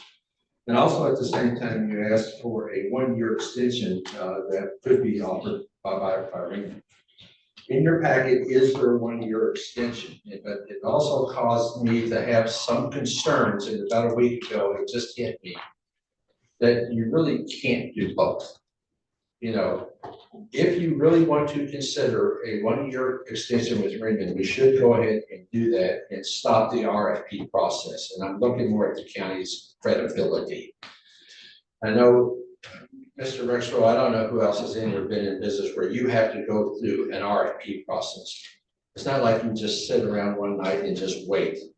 You put a lot of work and effort in. My 5 years in the private sector, that 5 years that I did my sabbatical from local government, made me realize how important putting a RFP together to respond to when those folks do a lot of work. They do a lot of effort, those kind of scenes. If you want to proceed with a 1-year agreement, I would do that, and I would recommend we stop our RFP process because all of a sudden we're coming forward, and if we don't take that seriously, I think the county's credibility for a year from now, because this is just a 1-year old, if we don't take it seriously, then what happens is your credibility for a year from now could be damaged. That's my opinion, but I've seen it and I've heard it and I've watched it happen on another level. I'd rather, and we have already had 2 inquiries to answer questions. I'd rather just stop, go with this, but if you don't want to take this, and we're not going to consider it later. We're done. You know, it's one or the other. You can't do both, in my humble opinion. Now, and that's where I'm concerned about your credibility a year from now. If we were to go after for our people, are they going to be serious? I also know that this current, or I've been informed that this current vendor is not considering putting in a response to the RFP. So it's just all of a sudden we've got more damage coming than I think for the county. Than just one, if it's just straight RFP, that's one thing we have to evaluate. But you've also heard from the finance director that with everything happening out there in her world, in their world, going through 1 more year with Raymond would be more beneficial than not to get this past what we're working with. And I don't think that you're going to find anybody that's going to do this for a price that's going to be the same amount than what they're offering, from what I'm hearing out there from others. So, Commissioner Lautner? Yes, I would recommend the Board of Commissioners to accept the proposal from Raymond Robson for a 1-year extension of the current agreement for auditing services in the amount of $84,000. Support. Any discussion? So having spent a great deal of time in the private industry the last 30 years, RFPs are part of doing business and you don't always have a hit rate. That's, you know, that going into it, that's built into your cost of living. So I don't have a problem requesting the RFP. One thing that's missing information is what is the increase from this from last year? What was last year's audit? I'm sorry, last year's audit, I thought I had that in there. Last year's audit was 64,000. So we're approving a around a 25% increase from the previous year with no bids. That is correct. That was a 5-year contract with Raymond. But that's, but whatever it's 5-year contract, but the price for last year was, I gave it to Richard. I don't have it with me. I may have it somewhere in my files here, my notes. I also am concerned about our credibility with taxpayers along with our credibility with, I understand. our vendors, so, I understand the continuity thing, and I get that, I'm sympathetic to our situation, Well, but, That's why I am requesting that if you want to go with the 1-year extension, let's go with it. That's up to you. If you don't want to go. But it's either going strictly everything with an RFP that we would bring back to you, the responses to that, or we stop that process right now. And we're also behind the 8 ball a little bit because they're staffing up for all of that next year. I'm learning more about this part of it. Being honest with you, I had a great city treasurer that knew how to deal with all this well in advance than I did. So it wasn't a world that I worried too much about because they had the process down. But I think I think the county could be in a situation that if you wait till October the 1st to make your decision, you went with this, then your bidders are gonna go, well, why did we even bother if you were gonna do this? you have an RFP out there that they've already started working on, what will they Well, think they've of that? started, but they haven't completed or submitted. We can stop the process right now. Commissioner Lautner? And I absolutely appreciate what you're saying. I agree with you. Right, yeah, absolutely. And I also agree with the county credibility thing. That is a big issue. We've dealt with a lot of that in the past. And we don't want to go down that road again where we weren't getting vendors even to put in RFPs for us. So, but what I listened closer to was last week is the importance of the continuity of the auditor firm with the county, but also with our finance department, being we've got such a young finance department and a lot of new employees. I think that expertise and familiarity with the county is going to be really important for 1 more year. And then by all means, it absolutely should go up for bid next year. That's my thought on it. Are we ready to vote? Would you read the motion, please? Yes. Motion by Lautner to move to recommend that the Leelanau County Board of Commissioners accept the proposal from Raymond Robson for a 1-year extension of the current agreement for auditing services in the amount of $84,000. And I should note that that's the road commission and the county. Yeah. All those in support of that motion say aye. Aye. Opposed? Aye. Motion approved 5-1. Being held hostage. We're getting some great expertise. That's what We now have county administrator search process. Okay, first of all, our condolences to the Popa family for the passing of Mr. Posa, Mr. Popa. It's been a long-term member of numerous committees or, I think we're on the wrong. which one We're around on the county administrator. Oh, that one. Really? On that one, first of all, you have 3 items that I need to look at. First of all, last week, or when we met on this, mentioned that I would redo the first job description. Basically, if you were to look at it and as well as what was provided previously, there's not a whole lot of changes in it other than what I did. I took out some key words. They're saying extensive and whatever, couldn't define that. But once again, most of the responsibilities and duties remain the same, but they're not the CFO. You have a finance director that is, and they have to work together, as I explained. The other part of this is under the essential duties and responsibilities. I took the whole laundry list that was in that and tried to break it down into 4 broad groups. One was the general overall responsibilities of an administrator working with the county board, working with the elected officials, just general overview of how that relation is supposed to work. Put in there pretty strongly to supervise the staff of the finance department and all of the items that deal with the finance department, and then also as the chief personnel officers to deal with the human resources staff regarding that, which is a staff of 1. and all those labor agreements that go along with it, and then whatever else was left. So there's not a whole lot that's changed in it. It remains the same. Both Chet and I and working, met with Ty to make sure we were thinking of how they would want to do that.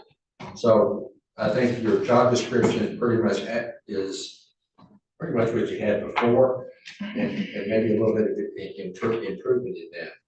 The second item in here is that meeting with the Michigan Leadership Institute. We do have a we do have the vacancy posting that we're ready to implement based upon this job description. And then we put together a calendar of when things should start taking place and when we would move forward with this. We tried to take it, I did send out an email to all of you to say, what vacations do you have coming up sometime in November and December to go through this? So that calendar that we have here is pretty much taking all that into consideration.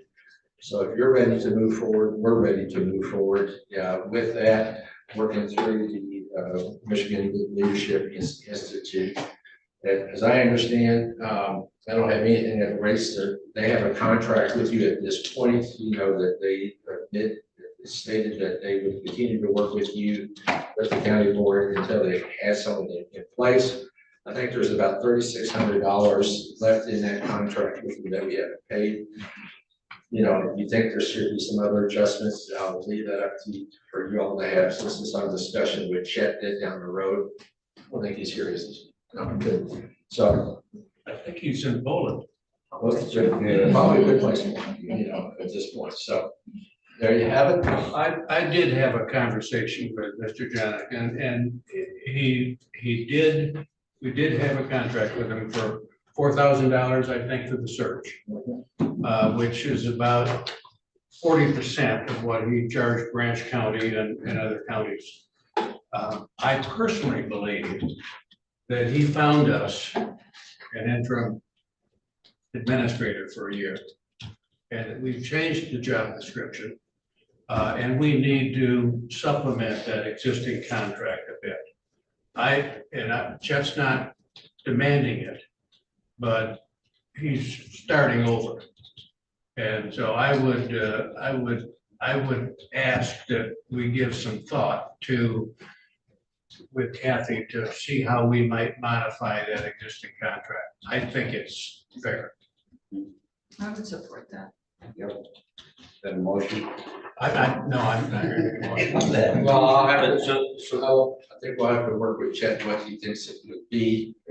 I'll be more than happy to work through that and bring something back to you. So I wasn't going to jump into that ring. All I need, what I'd like to have from this board is move forward with the job description, move forward with the calendar, and also you have the salary range that's not changed, but it's a pretty wide salary range. Chet did provide a copy of what other county administrators, their salaries are, but I think it's pretty fair and wide range that you may have to look at, especially given what I learned, your village manager of Sutton's Bay, what that salary is, and others, you know, they're probably pretty much in a range, but it also depends who you have in front of you and the years of experience that you have.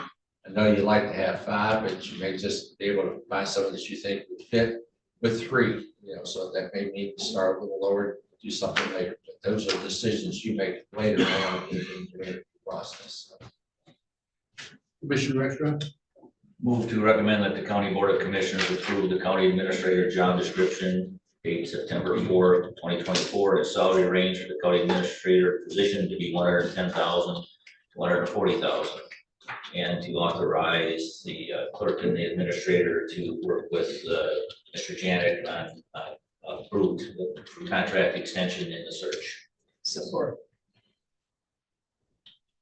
Further discussion? All those in support of that motion say aye. Aye. Opposed? Motion approved 6-0. And did we also approve then the timeline for interviews? And if we did, we want to make sure we get that on everybody's calendar. Please. Fortunately, hopefully, if we do well, they'll be after budget, so there you go, you can work on that part of it, so we're gonna try to move things along. That's why I can't say I'm gonna take on a whole lot more than what I'm taking on right now, because I think those are the two most important things. Besides the running the day-to-day stuff, so. I might well have one glitch with that calendar, but I'm trying to work it out, so. I will, Yeah. we will see what we can do and putting all that together. Yeah.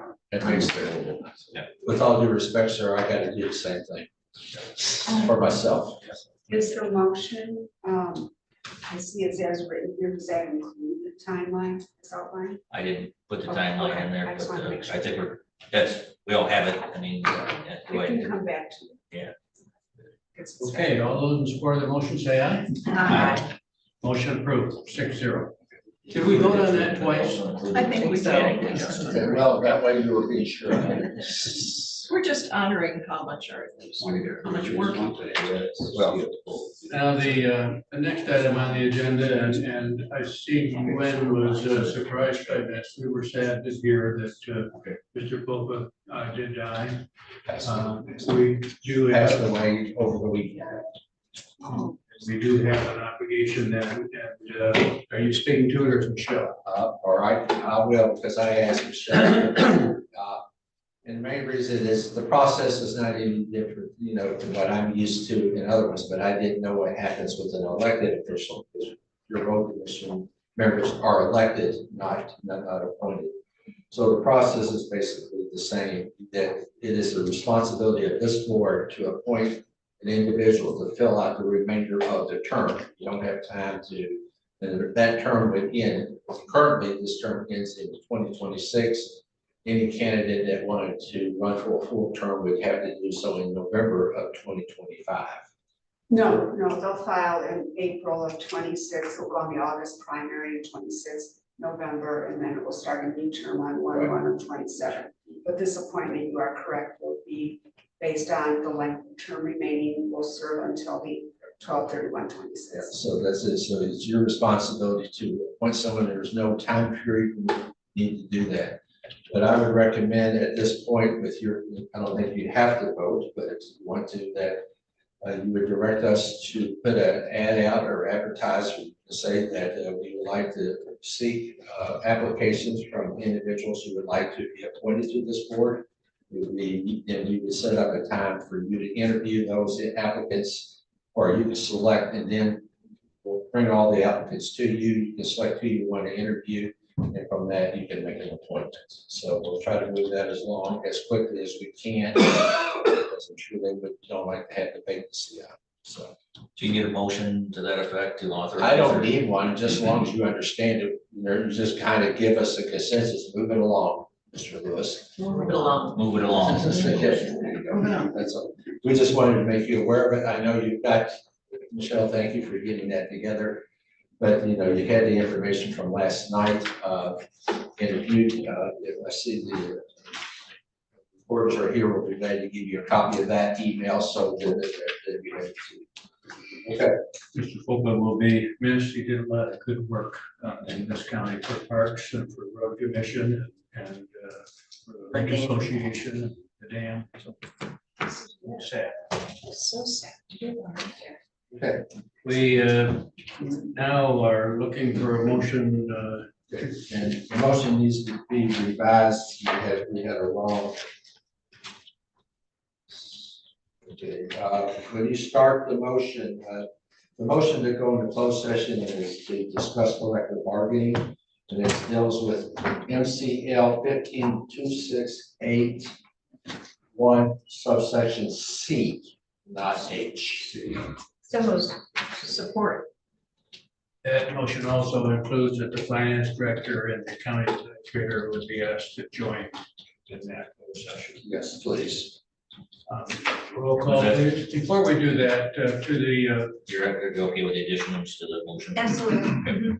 to the public, after we vote on this, we will go into closed session to talk with our attorney. We will be back if we convene our meeting at some point. I don't know how much time we're planning on, but I suspect about a half hour. I have that motion was made by Commissioner Lautner. So Commissioner Lautner, Yes. Commissioner O'Rourke, yes. Commissioner Rexroad, Yes. Commissioner Ross, Yes. Chairman Wessel, Yes. Commissioner Alguier, Yes. 6-0. Okay.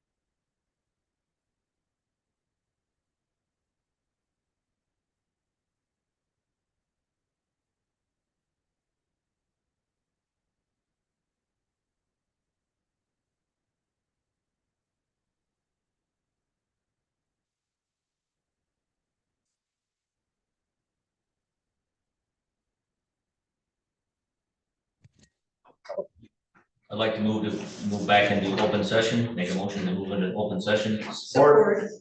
All those in support of that motion, say aye. Aye. Motion approved, 6-0, thank you. We now are at the place in our agenda where we're going to review financials. Michelle, I'd like to let you know that Commissioner Ross is excused in a few minutes for a previous appointment. Okay. So she will be leaving. Any questions for Kathy? Good job. Okay, just need to tell you, I am going to be changing an account number on Summit Fire Protection, page 15. It was to move a sprinkler line for a heat pump replacement. So we'll be attaching that to that particular heat pump, the cost of replacing that heat pump. And it's about $1,100 some dollars. So you'll also have a budget amendment so that we move that money to 470. I'll present that next week.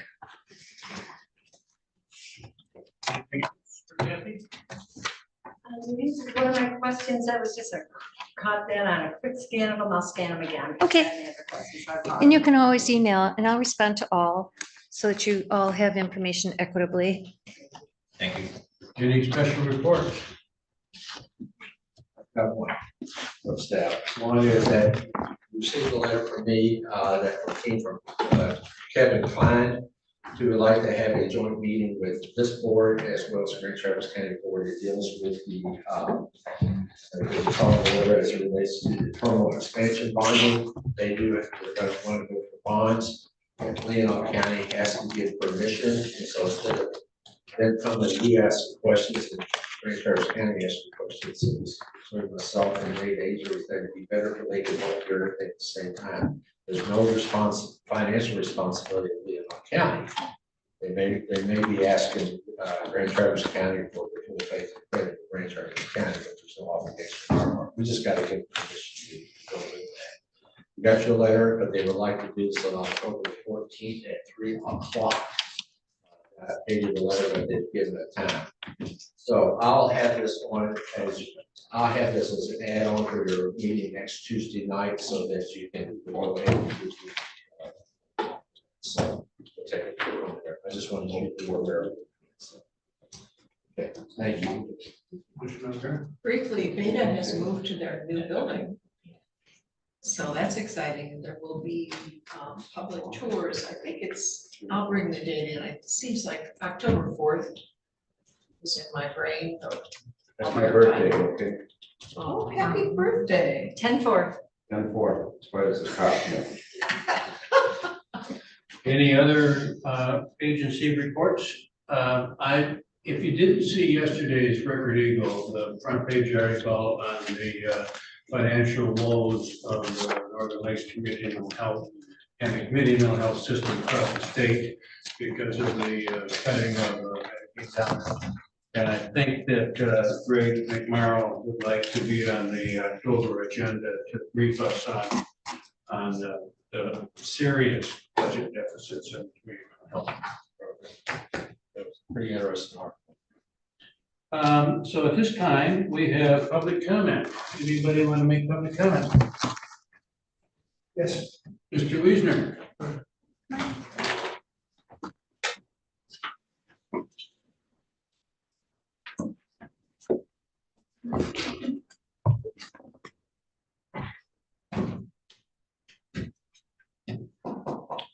Bill Wiesner, Elmwood Township. We want audits to be trustworthy. Elections are even more important than audits. And will never be trustworthy unless it's one person, one ballot, one vote, one day. This is what I mentioned, you guys. I don't have the handout together, but I'm going to get it together. I'll email it to you. Hopefully we can get it up on the website too. This is something I've discussed with Michelle a couple of times. Our county clerk, Michelle Crocker, has stated several times to me that she doesn't deal with Dominion voting systems. Rather, she only deals with election source. So, and the table here says ES&S, go right to ES&S, Hart machines go right to Hart, but Dominion, you go to this intermediate election source. Well, here's election source just showed up in Berry County. That's where Sheriff Darleaf is. He's all over the election material. And this was on conservative-daily.com. It was a show from September 4th. Mark Cook is the guy that recorded the two chief officers for election source. His website is handcountroadshow.org. Handcountroadshow.org. Go to the Berry County talk, and you can see all this. I'll have the links in what I send out. But here's what they found out from Berry County. Here is the picture of the president and the vice president of election source. They both attended the meeting, and here Mark says, at one point, one of the county citizens from Berry County noticed that two strangers in the back room were from election source, the vendor that services Dominion voting equipment and systems in Michigan. You've got their cards for Jared Usarsky, he's the president, and Steve DeLongchamp. And maybe you know some, or Michelle possibly knows them and could talk to them about this, hopefully. But throughout the talk, Jared kept raising his hand during most of the presentation. When that wasn't enough, he stood up. Well, good for him, you know, if he wants to get a point across. And then here, a citizen then had some questions. I had some questions that meaning, okay. Forget the guy's name, but he had some questions. Mark Cook, I'm sorry. A citizen then had some questions, and I had some questions. Then Jared Usarsky admitted two things with his CEO, Steve DeLongchamp, sitting right next to him in front of a room full of citizens. First of all, they said they were aware of the back doors in Dominion voting machines. And secondly, they continued to sell Dominion to the counties, such as Leelanau County. The conclusion was that they fixed some of the problems with Dominion machines, enumerated vulnerabilities. Multiple medium and high vulnerabilities still exist within the suite. A remote user can leverage most of the vulnerabilities across the network to obtain information about the system, voting ballot results, and such. If remote access is gained, recovery of user credentials through system memory RAM analysis could be executed and used to modify the back-end database of the EMS server. And here is just a little quote from Mark Cook. Did you hear that? It's not the machines they're selling, it's the process of the elections that they're selling. That's what he said, admitted it to everyone. They are selling the election process. So who's in charge of our elections? He says the vendors are in charge. Thank you, Bill. I still have 7 seconds, I think. But at any rate, I'll get this out to you. Thank you. Your timer is fast, I guess. Yep, you have to recalibrate that. Yeah, I will. Just like we have to recalibrate the machines. Thank you, Bill. Paper ballots. Thanks for waiting for us as well. Yep. Okay, we're now down to commissioner comments. Anybody have a comment? Good to see you. Okay, approval of financials. I would move to recommend claims and accounts, $244,906.83. Support. All those in support of that motion, say aye. Aye. Motion approved by everyone. Move to recommend post audit, and I choked over this one, by the way. post audit, $7,671,535.22. Do you want to know why? Yeah. This is the time of year that the treasurer takes in all the collections and then we turn the checks back out to the municipalities like the state ed to the state. That's a big one. So, It's huge, it's huge in Leelanau County, yeah. and it's always because we're in a summer tax Well, it is collection. taxpayers' money, yeah, Hire everybody that we collect. yes. Yeah. Money in, money out. I We have know. a motion on the, Oh, one more. Could I just mention, I did get word from my assistant finance directors that I could release his name. His name is Mike Burkmeyer, and he comes to us from Grand Rapids and has found housing in the area. And he comes from a strong banking background and employee, and he is customer relations, and he is very much about policies, and he was in charge of writing responses to FDIC complaints. So he's very highly spoken of by his references, and I look forward to having him as my right arm, my right hand. Congrats. Thank Is it you. Mike? Mike. Yeah, wonderful. Congratulations. all those in support of the motion that's on the table, please say aye. Aye. Motion approved 5-0. Motion adjourned. So moved. Everything, dropping my papers off to my office, down and down.